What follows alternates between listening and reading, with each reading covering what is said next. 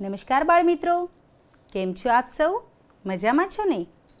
જ્ઞાન સેતુ બ્રિજ કોર્સના આ હોમ લર્નિંગ કાર્યક્રમમાં આપ સૌનું સ્વાગત છે. આજે આપણે યુનિટ નંબર 9 લેવાનું છે, 5th of the 6th. તો ચાલો મિત્રો શરૂ કરીશું આપણે તે. Page number 78, fill in the blanks. First છે I want to rise, so I wish to be dash. મિત્રો, આપણે પોએમ ફરી એક વખત વાંચીશું ત્યારે આપણે સમજીશું કે આપણે આ ખાલી જગ્યામાં શું લખવાનું છે. I wish to be a plane so that I can rise above the clouds and the hills. Answer શું આવશે? A plane. I want to be a kite so that I can rise above this building's height. I want to be a bird so that I can fly and reach above that kite.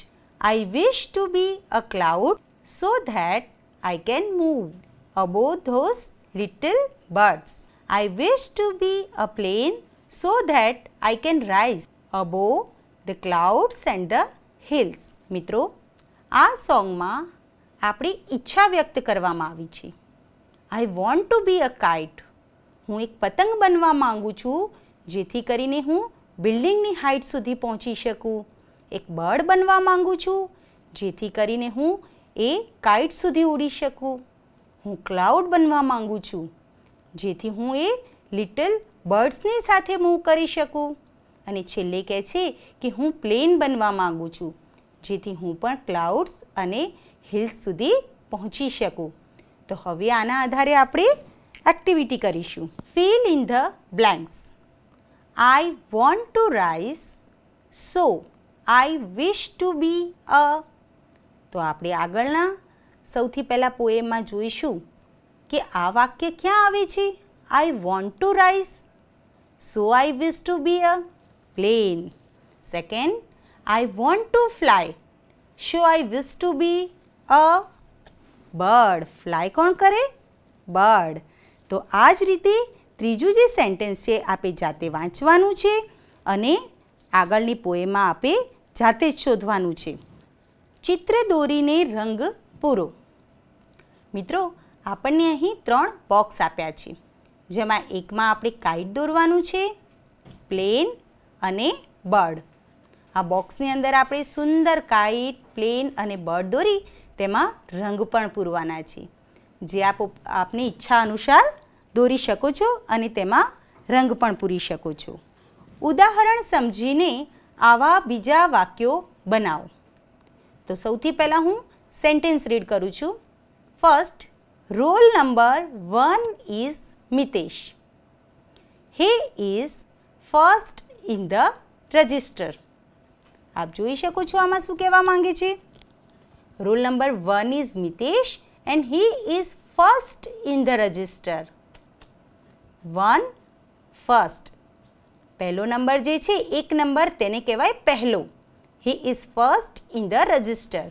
Second, roll number 2 is Farhan. He is second in the register. તો આપ જોઈ શકો છો 2 એટલે second. તો હવે આપણે એ પ્રમાણે આ બોક્સ ફિલ કરીશું. સૌથી પહેલાં write the name of your 5 classmates. મિત્રો, હું અહીં મારા વર્ગના બાળકોના નામ લખું છું અને આપે આપની શાળામાં આપના વર્ગના 5 બાળકોના નામ લખવાના છે. 2 બાળકોના નામ તો અહીં આપી જ દીધેલા છે. ફર્સ્ટ કોણ છે? મિતેશ. સેકન્ડ નંબરમાં 2 પણ આપી દીધેલું છે. 2 એટલે ઓર્ડર કયો આવશે? સેકન્ડ. અને તેનું નામ પણ આપી દીધેલું છે ફરહાન. તો હવે એ જ રીતે ફર્સ્ટ, સેકન્ડ, થર્ડ. થર્ડમાં નામ લખીશું હેત. એ જ રીતે ફોર્થ. ફોર્થમાં નામ લખીશું Prisha. Fifth, હિતાર્થ. And last, sixth, અંશ. તો આ રીતે મારા વર્ગના બાળકોના નામ મેં લખ્યા છે. એ જ રીતે આપે આપના વર્ગ રજિસ્ટર પ્રમાણે આ નામ લખવાના છે અને હવે શું કરીશું? હવે આપણે ઉપર આપેલા વાક્યોની જેમ જ બીજા વાક્યો બનાવવાના છે. તો 2 વાક્ય હું બનાવીને આપને શીખવું છું અને તે રીતે બીજા વાક્યો આપે જાતે જ પૂર્ણ કરવાના છે. તો first sentence, roll number 3 is Heath. He is third in the register. એ જ રીતે roll number 4 is Prisha and she is fourth in the register. આ રીતે આપે જાતે થર્ડ, ફોર્થ અને ફિફ્થમાં વાક્ય બનાવવાના છે. Next activity, find out the animals, birds and insects. Example, beard. આમાંથી ડીને કાઢીએ તો એક એનિમલનું નામ બને છે બેર. તો એ જ રીતે આપણે બીજા જે શબ્દો આપ્યા છે તેમાંથી એનિમલ, બર્ડ કે ઇન્સેક્ટનું નામ કાઢવાનું છે. તો અહીં ફર્સ્ટ છે પ્લાન્ટ. પ્લાન્ટમાંથી આપણે આગળ પી અને એલ કાઢીએ તો એન્ટ, ANT, એન્ટ એટલે કે એક ઇન્સેક્ટ બને છે. સેકન્ડ, કોવાર્ડ. હવે તેમાંથી કાવ, COW, કાવ પાછળથી ARD કાઢી દઈએ તો સ્પેલિંગ બનશે કાવ. એ જ રીતે ક્રાઉડેડ. ક્રાઉડેડમાંથી પણ એક બર્ડનું નામ નીકળે છે ક્રો. ક્રાઉડેડ, ડેડ કાઢીએ તો બને ક્રો. હવે ફોર્થ, ફિફ્થ અને સિક્સ્થ આપે જાતે જ કરવાનું છે. મિત્રો, આપ જાણો જ છો કારણ કે આપ અગાઉ તે શીખી ચૂક્યા છો. આપણે તો માત્ર તે યાદ જ કરવાનું છે. આપ મારી સાથે સાથે શીખી તો રહ્યા છો ને? તો સાથે સાથે શીખતા જઈએ. અને હા, જ્યાં પણ આપને નવો કોઈ સ્પેલિંગ દેખાય તો આપ આપની નોટબુકમાં અલગથી લખતા રહેજો.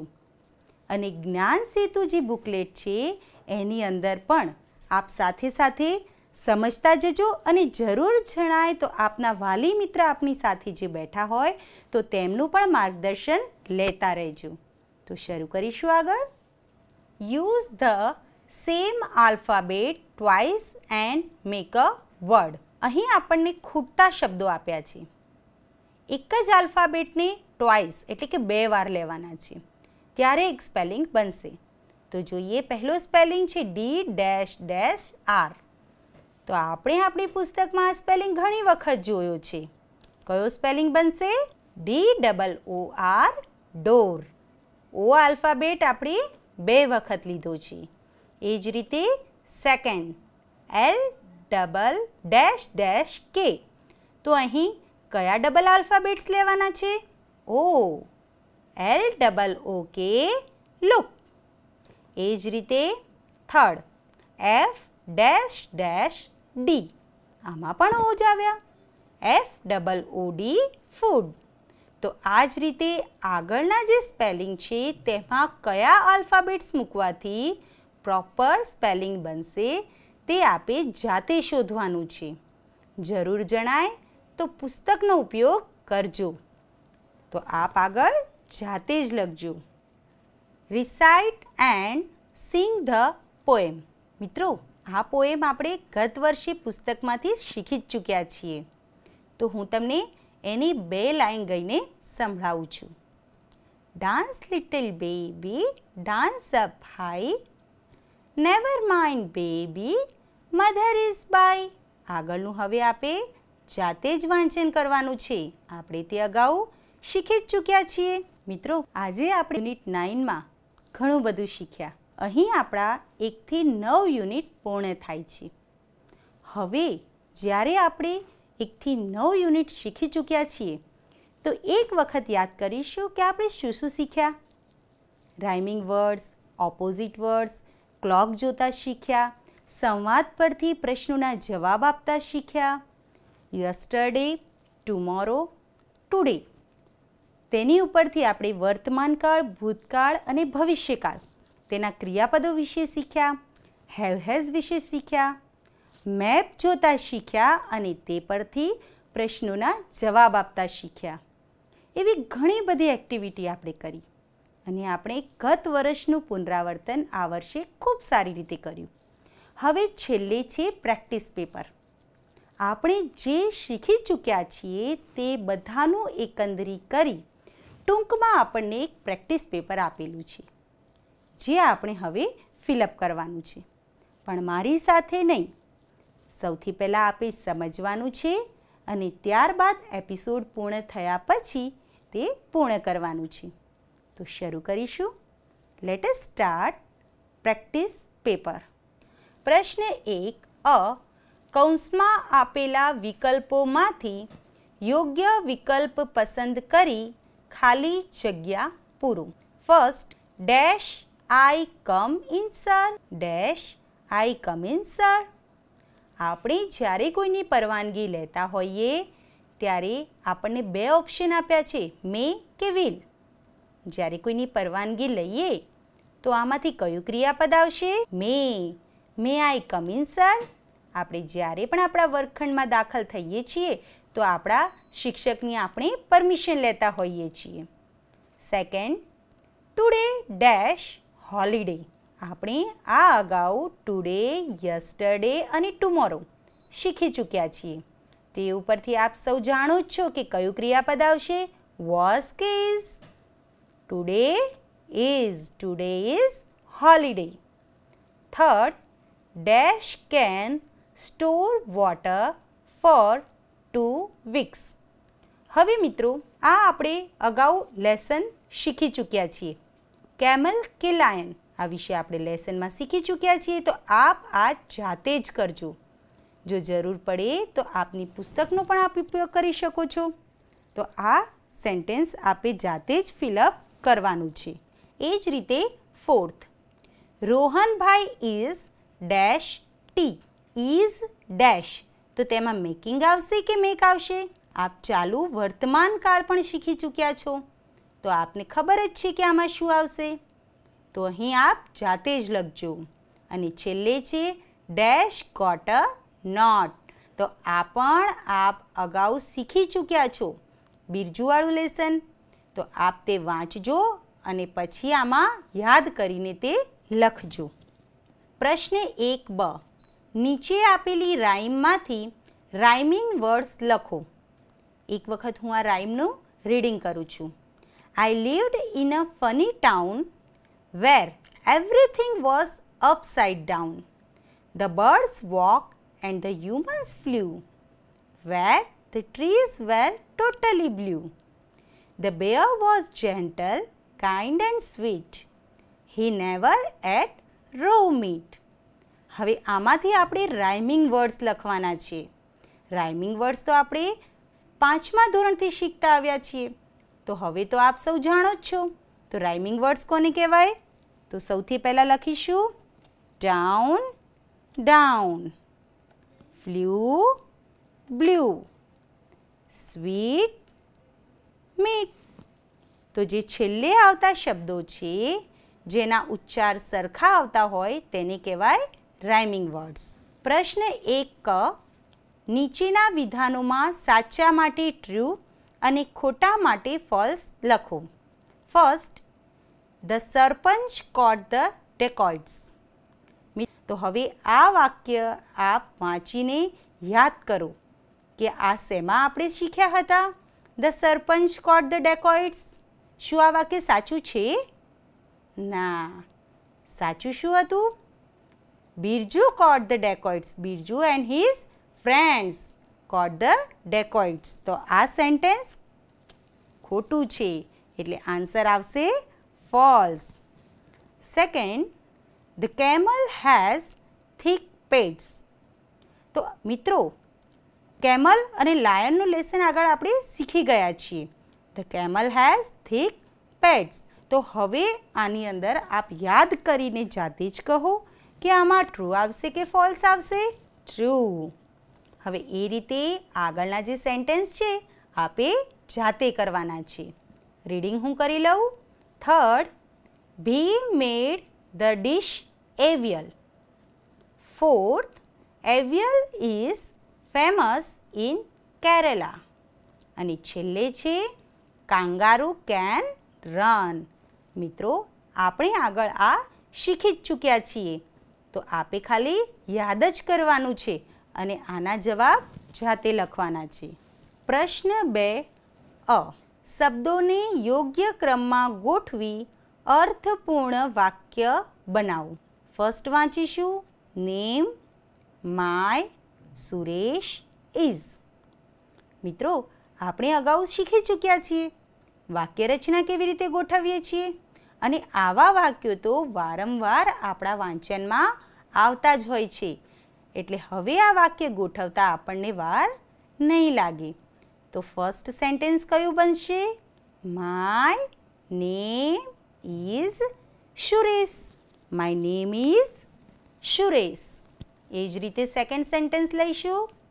Bag is a this. Bag is a this. તો હવે આ સેન્ટેન્સ કેવી રીતે બનાવીશું? This is a bag. Sentence બનશે this is a bag. Third, am Meena I. So simple. I am Meena. હવે તે રીતે આ બે વાક્યો આપે જાતે જ બનાવવાના છે. Read can I. એ જ રીતે ફિફ્થ છે. ગર્લ ઇઝ અ મોના. આ બંને સેન્ટેન્સ આપે જાતે સરખી રીતે વાંચી સમજી અને પછી લખવાના છે. પ્રશ્ન 2 નીચે આપેલા પ્રશ્નોના ટૂંકમાં જવાબ આપો. મિત્રો આગળ આપણે જે લેસન શીખી ચૂક્યા છીએ તેના આધારે અહીં કેટલાક પ્રશ્નો આપ્યા છે. 2 પ્રશ્નોના જવાબ લખતા હું આપને શીખવું છું અને આગળના જવાબ આપે જાતે જ લખવાના છે. First question, who caught the dacoits? આવું એક સેન્ટેન્સ તો હાલ જ આગળ આવી ગયું ટ્રુ અને ફોલ્સમાં. તો આન્સર તો આપણે જાણીએ જ છીએ. Who caught the dacoits? The dash Birju and his friends caught the dacoits. Birju and his friends caught the dacoits. Second question, was Chotu an elephant? So the answer is no. Chotu was not an elephant. Chotu was a rat. Chotu was not an elephant. તો આ રીતે આપણે પ્રશ્નના જવાબ યાદ કરીને લખીશું. The third question is, who is known as sheep of the desert? આ પણ આપણે અગાઉ શીખી ગયા છીએ. Camel is known as sheep of the desert. તો એ જ રીતે ફોર્થ સેન્ટેન્સ ક્વેશ્ચનનો આન્સર આપે જાતે જ લખવાનું છે. ક્વેશ્ચન છે, what was the name of the dish? તો આપ જાતે વિચારીને તે લખજો. પ્રશ્ન 2 સરખા ઉચ્ચારવાળા શબ્દોની નીચે લીટી દોરો. હવે અહીં આપણને સ્પેલિંગ આપ્યો છે અને સામે બીજા 2 સ્પેલિંગ આપ્યા છે, પણ આ સ્પેલિંગના જેવો જ ઉચ્ચાર આવતો હોય તે સ્પેલિંગ નીચે આપણે લીટી દોરવાની છે. સૌથી પહેલો સ્પેલિંગ છે ફ્લોર. તો ફ્લોર જેવો જ બીજો એક સ્પેલિંગ છે ફ્લોર, ફ્લાવર. તો સાચો શબ્દ કયો આવશે? ફ્લોર. Floor, floor. તો આ બંનેના ઉચ્ચાર સરખા છે પણ બંનેનો અર્થ જુદો જુદો છે. એ જ રીતે છે સેકન્ડ પ્લેન. Plan, plane. તો the answer is plane. Third, hair. અહીં સામે આપ્યું છે હેર, હેર. બંને સ્પેલિંગના ઉચ્ચાર સરખા હોય તેવા હિયર. તો આ રીતે ફોર્થ અને ફિફ્થ આપે જાતે જ કરવાનું છે. ટેલ, ટેલ, ટેલ. સ્કાય, કી, ફ્લાય. તો આ સ્પેલિંગની નીચે આપે જાતે જ લીટી દોરવાની છે. પ્રશ્ન 3 જોડકા જોડો. એ અને સામે છે બી. મિત્રો આ તો આપણે અગાઉ શીખી જ ગયા છીએ અને તમને બધાને આવડે છે. ઓપોઝિટ વર્ડ્સ ફાસ્ટ તો સામે શું આવશે? Slow. Unhappy, happy. Bad, good. Now, then. અને છેલ્લે છે શોર્ટ, લોંગ. તો આ રીતે આપણે જોડકા જોડવાના છે. પ્રશ્ન 3બ, નીચે આપેલા શબ્દોમાંથી જુદા પડતા શબ્દોની નીચે લીટી દોરો. તો સૌથી પહેલાં છે રેડ, વ્હાઈટ, કલર, બ્લુ. બધાને ખબર પડી ગઈ છે કે અહીં તો કલર્સના નામ આપ્યા છે, પણ કલર એ કોઈ કલરનું નામ નથી. તો એ શબ્દ જુદો પડે છે. તો તેની નીચે આપણે લીટી દોરીશું. Second, eraser, chocolate, paper, sharpener. હવે આ બધી જ વસ્તુઓ વર્ગખંડ રિલેટેડ છે, પણ આમાંથી એક વસ્તુ જુદી પડે છે, ચોકલેટ. આમાંથી ચોકલેટ જુદું પડે છે. તો તેની નીચે આપણે લીટી દોરીશું. હવે એ જ રીતે થર્ડ, ફોર્થ આપ સૌએ જાતે કરવાનું છે. Chilli, salt, sugar, dish. બધાને ખબર પડી ગઈ છે. એ જ રીતે ફોર્થમાં છે pond, river, C, swimming pool. શાંતિથી વિચારી અને પછી લીટી દોરજો કે આમાંથી કયો શબ્દ જુદો પડે છે. પ્રશ્ન 4અ, નીચે આપેલ ફકરો વાંચી તેના આધારે પ્રશ્નોના જવાબ આપો. સૌથી પહેલાં હું ફકરો વાંચું છું. There was a small village in the mountains. The name of the village was Surajpur. There was a big forest all around Surajpur. People in Surajpur were happy. They worked hard and grew good crops. Birju, a young man, also lived in Surajpur. He was tall and handsome. He was wealthy too, but he was not brave. હવે આ paragraph ઉપરથી આપણે નીચે આપેલા પ્રશ્નોના જવાબ લખવાના છે. તો સૌથી પહેલું ક્વેશ્ચન છે, વેર વોઝ બિરજુ લિવ્ડ? તો આગળનો પેરેગ્રાફ વાંચશો તો આપણે સમજી જઈશું કે આમાં આન્સર શું આવશે.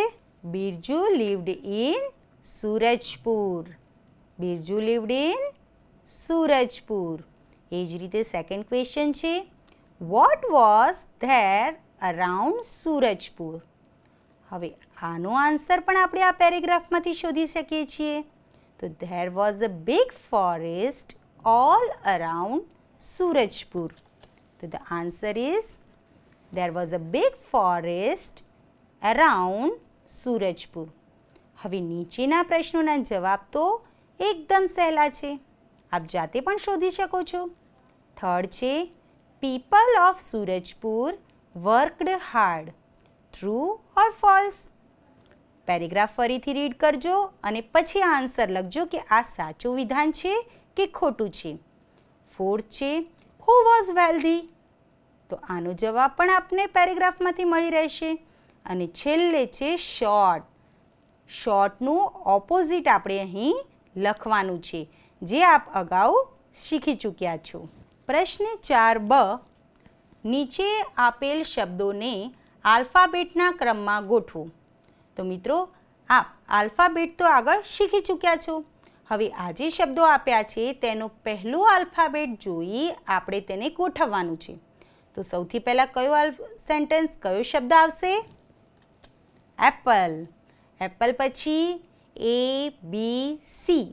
C તો કેરેટ. પછી કયો શબ્દ આવશે? ABCDEFG. G ઉપરથી એક શબ્દ છે ગ્રેપ્સ. અને છેલ્લે જે બે શબ્દો ગોઠવવાના છે એ આપ જાતે ગોઠવશો, કારણ કે તમે તે જાણો જ છો કે ગ્રેપ્સ પછી કયો શબ્દ આવશે. પ્રશ્ન 5અ, યોગ્ય વિકલ્પ વડે ખાલી જગ્યાઓ પૂરી ફકરો પૂર્ણ કરો. ઇન્ડિપેન્ડન્સ ડે આપણને અહીં વિકલ્પ આપી દીધેલા છે સાથે. એટલે આપણે વિકલ્પ પસંદ કરી અને આ ખાલી જગ્યા પૂર્ણ કરવાની છે. તો સેન્ટેન્સ રીડ કરીએ છીએ. We celebrate our Independence Day on 5th August or 26th January. ખબર છે ને મિત્રો, આપણે ઇન્ડિપેન્ડન્સ ડે ક્યારે ઉજવીએ છીએ? 5th August. It is our dash festival. હવે 5th ઓગસ્ટને આપણે કયું ફેસ્ટિવલ કહીશું? નેશનલ કે religious? Yes, national. We hoist the dash balloon or flag on this day. એ દિવસે આપણે શું ફરકાવીએ છીએ? બલૂન કે flag? Yes, flag. We dash speak or sing જન ગણ મન our national dash. તો હવે જન ગણ મન એ આપણે સ્પીક કરીએ છીએ કે સિંગ કરીએ છીએ? ગાઈએ છીએ. તો આમાં આવશે સિંગ. એન્ડ અવર નેશનલ સોંગ કહેવાય કે એન્થમ કહેવાય? Yes, our national anthem. Independence Day dash celebrated with joy and dash. તો Independence Day is celebrated with joy and happiness કે sadness? Yes, of course, happiness. We remember our dash social workers or freedom fighters for their sacrifice. Freedom fighters. તો આ રીતે આપણે આ paragraph પૂર્ણ કરીશું. પ્રશ્ન 5બ. કૌંસમાં આપેલા શબ્દોનો ઉપયોગ કરી પ્રશ્નો બનાવો. તો અહીં આપણને એક સેન્ટેન્સ આપ્યું છે અને પાછળ WH થી આપણે પ્રશ્ન બનાવવાનો છે. તો ફર્સ્ટ છે We visited the zoo yesterday. હવે વેનથી પ્રશ્ન બનાવવાનો છે. તો આપણે ક્યારે ઝૂની મુલાકાત લીધી હતી? તો જ્યારે વેનથી પ્રશ્ન બનાવીએ ત્યારે યસ્ટરડે ગઈકાલ આવવું જોઈએ નહીં. તો સેન્ટેન્સ કયું બનશે? વેન પછી વિઝિટેડ આપેલું છે તો ક્રિયાપદમાંથી ડીડ છૂટવું પડશે. When did you visit? Did લખ્યું એટલે વિઝિટેડનું મૂળ રૂપ. When did you visit the zoo? તો મિત્રો ધ્યાનપૂર્વક આપ જ્ઞાન સેતુ બ્રિજ કોર્સનું આ પુસ્તક પૂર્ણ કરશો તેવી હું આશા રાખું છું. બાય.